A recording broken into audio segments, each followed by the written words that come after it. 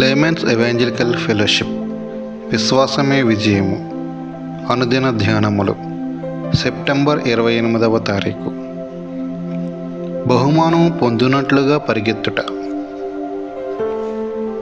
పందెపు రంగమందు పరిగెత్తు వారందరూ పరిగెత్తుదురు గాని ఒక్కడే బహుమానము పొందునని మీకు తెలియదా?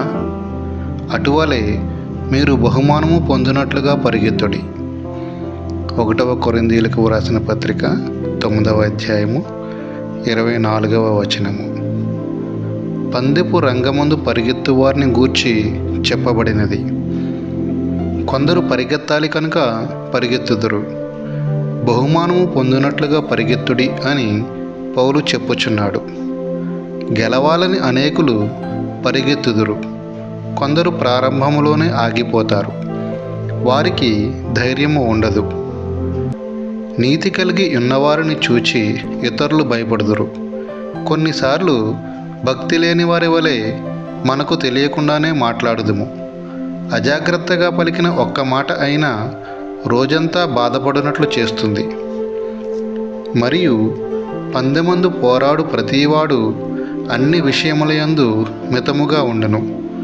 వారు క్షయముగు కిరీటము పొందుటకును, మనమైతే అక్షయముగు కిరీటమును పొందుటకును మితముగా నున్నాము.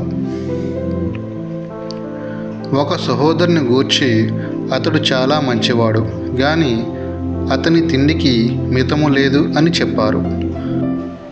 అప్పుడు నేనతనితో, తినడం అలా కాదు, సరి అయిన టైంలో సరి అయినంత తినాలి అని చెప్పాను. పందెముందు పోరాడాలన్నా, శరీరాన్ని జయించాలన్నా నీవలా ఉండకూడదు. అన్ని విషయాలలో మితముగా ఉండాలి. అది నిద్ర అయినా సరే మితముగా ఉండాలి.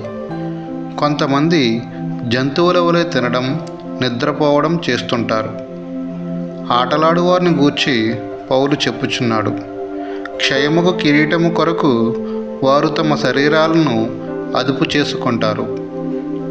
ఆస్ట్రేలియాలో ఒక యవ్వనస్తుడు, నాకు నా శరీరముపై జయము లేదు, త్వరగా పడిపోతుంటాను అని చెప్పాడు. అపవిత్రతకు తన శరీరాన్ని అప్పజెప్పాడు. ఆస్ట్రేలియాలో జరిగిన కూటములలో బలమైన పాపపు తప్పుదల ఆత్మచేత పట్టబడ్డాడు. అతనికి 3 పిల్లలు ఉన్నారు.